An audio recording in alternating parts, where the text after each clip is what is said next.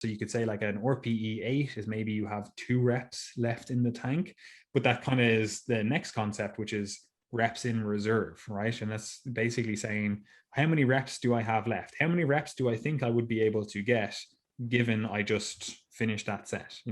I've done 8 reps. Like, was that 0 reps in reserve? Was that 8th rep, the last one I possibly could have done? Which is very rare to actually see someone do a like proper 0 reps in reserve. And realistically, even when someone does a proper like 0 reps in reserve set, like it's probably not true 0. Like it's trending ever so close to 0, but it's never quite 0. Like you are maybe, again, you have like, if you had added a micro plate there, you could have had like 200 grams extra on the bar. You could have had 100 grams extra on the bar, and that would have been a true RPE 10 or a reps in reserve of 0. So it's never truly 0, but we're always tending towards that 0 when we say I actually reached failure, right? This is one method that can be really beneficial, especially when you do layer on that kind of double progression method that we were talking about, or even something like the adding weight to the bar, which is another thing, which like we're talking about increasing effort, right? In terms of that's going to be the progression method. You're like, oh, the first week I start this program, I'm going to choose a weight that has me working at we'll say an RPE 7, so it's like, it's not, it's decent enough, there's maybe a couple reps left in the tank, it's hard, but it's not exhausting. It's not, complete failure. The next week, then I want to choose a weight that has me at RPE 8, right? And again, that would generally layer on top of what we discussed previously, which is that kind of adding weight to the bar, right? Where you're like, okay, I'm going to have to add some weight to the bar to get to a progression method or get to an RPE that has me at an 8, right? You could also layer on, again, reps in reserve and be like, right, I want to slowly get down to 0 reps in reserve. So the first week I'm going to start at 5 reps in reserve. The next week I'm going to do 4. The next week I'm going to do 3. The next week I'm going to do, keep going on until you're at 0 reps in reserve, right? And again, that would generally be a case of either increasing the reps, so you're like, okay, I did 12 reps with 3 reps in reserve. Next week I'm going to do 13 reps, or it would be a case of, okay, I had 5 reps in reserve. The next I'm going to add a little bit of weight to try get it to 4 or maybe 3 reps in reserve, right? So again, you can start layering these different progression methods on top of each other, and using RPE or reps in reserve in and of itself is not necessarily a progression method. However, using it to help gauge the other stuff is actually part or forms part of a progression method, because you can be at a stage where you're like, okay, my actual progression method is to increase the effort over a number of weeks. The way you do that, whether it's adding weight or adding reps, is less important to you as long as you're always at the correct RPE. And this can be a really benefit, or reps in reserve as well, and this can be a really beneficial progression method if you have a really stressful life or you have a lot of other things going on. Like, again, like say, for example, I do 4 resistance training sessions and 4 jiu-jitsu sessions per week, like sometimes I'm going to go into an upper body session, and the night before we were doing like, I don't know, arm bars or something, and my elbow is a little bit at me, so I'm like, okay, I'm not actually going to be able to hit my actual next progression if I was purely going on weight, because my elbow's a little bit at me, but I can still keep it at a relative intensity or an RPE that aligns with my goals, right? So that's something to be aware of, right? So it can be really effective. But conversely, again, if you are doing, what we kind of described earlier, as a progression method, you could use decreasing effort as your guiding principle for when you increase the weights or when you increase the reps. And what I mean by that is, say you've got all the variables the exact same, right? So you're doing a workout, whatever it is, right? If during that workout, you're like, normally this is at an RPE 8, right? So my rating of perceived exertion is 8. So there's, I'm pretty close to pushing really hard on all of these exercises. I'm near failure on them, not quite at it, but it's hard, right? If you start noticing then that, oh, the next session, the exercise here or this set here or whatever, it starts going down to RPE 7, right? Or next session then after that's RPE 6, right?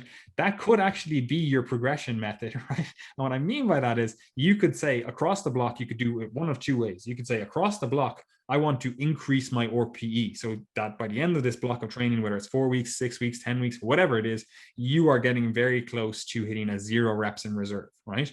Converse to that, you could also say, across this block, I want to go from something that's at like, say the first session is an RPE 9, right? And you're saying across the block, I want to get that down to an RPE 5, right? Once it's at an RPE 5 where I'm doing this weight and it feels kind of fucking easy because RPE 5 is relatively easy, right? Once you get to that, then you're saying, okay, now it's time to progress, right? So again, we're using RPE or reps in reserve as a guiding principle for another progression method, like whatever the progression method is. Maybe again, you get down to that RPE 5 and you're like, okay, the next thing I'm going to do is add weight to the bar, right? Do you have anything to say on that, Gary?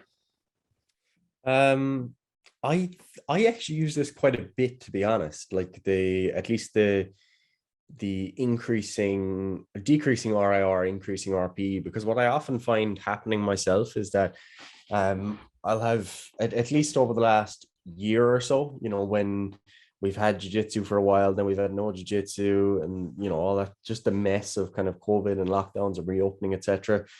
Anytime there's been a lapse in how much I'm doing jiu-jitsu, I'll start to do more weight training. And typically, as I'm doing that, like let's say if I'm now doing let's say 3 sets of 8 sumo deadlifts, what I'll do at the start is I'll be really conservative with my RPE, because I know that if I'm bringing in sumo deadlifts, my adductors are going to be very sore. So I'm generally keeping the RPE quite low. And then what I would do over the next few weeks is I might go from RPE 6 to 7 to 8 to 9, and maybe one set of 10 over those subsequent weeks. So I'm letting that be the primary determinant of whether or not I'm adding weight to the bar. And obviously, if an exercise is new, you are going to be, adding weight to the bar. So, yeah, basically what I might expect then is maybe week 1, it might be 140, 3 sets of 8 at RPE 6. And then I go, okay, I feel good. The adductors have adapted, so there's going to be a big increase in weight. Let's do 150, and that's going to be RPE 7. Then it might be 155, 160, 165. But that's all me trying to gauge the RPE. It's not that I've got pre-predicted or pre-planned increases in weight. It's the RPE that's actually guiding it. And I think it comes back to what you were saying, where like these are all interlinked, and you should be thinking of them all kind of within your program as a whole. So you should be thinking, all right, when I increase weight, is this more difficult than it was last week? Like, has the RPE changed? Because if you're lifting more weight and it feels, the same level of effort, that's genuine progress and you have adapted. If you're lifting more weight and it's far, far harder and you're closer to failure, it's a way of increasing the stimulus and the stress that you're applying, but it doesn't mean that you've adapted to the previous training stressors. And that's a really key distinction that I think a lot of people miss. You see this all the time on Instagram where people be like, right, back doing squats week 1 of the new block, and they look super comfortable. Their technique is tight. They, finish the set and they, maybe had 3 or 4 in the tank. And then at the end of that training block, let's say 8 weeks later, they say, oh, most productive training block of my life, added 40 kilos to my squat in just 8 weeks. But when you look at the set that they're displaying at the end, their technique might be slipping a little bit. Bar speed is really slow. They're pushing themselves all the way to failure. So they might have increased their strength for sure, but it might only be 10 to 20 kilos of true strength gain. And the rest is just the result of them actually trying harder and not having the same standards, and moving closer to failure, And that is also one of the negatives, which we didn't actually say in terms of adding weight to the bar or even adding reps, where like we have to assume that your technique is standardized, like that's why we do stuff like using tempo or you having a set, fixed technique and whatever else. Because if you just add reps or add weight and your technique completely changes, like technically speaking, you are doing a different exercise now. Maybe you're not even using the same muscles you were previously using.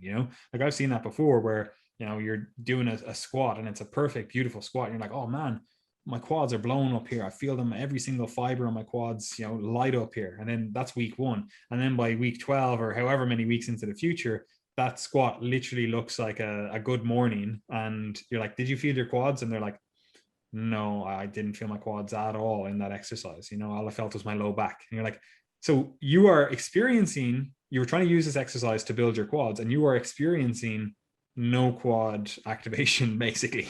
And you're just feeling it in your low back, versus when you started this exercise and you were like, all I feel is my quads. It's like we've changed that exercise fundamentally. We've changed the adaptations that we're getting from that because we've allowed other things to slip in the pursuit of adding weight or adding reps or whatever else, right? So we have to keep all those other variables standardized, and that's why we discussed them first. We could have just started this discussion and said, okay, volume and intensity, that's what we're going to talk about, when in reality it's like that stuff doesn't matter unless we have all the other stuff standardized, right?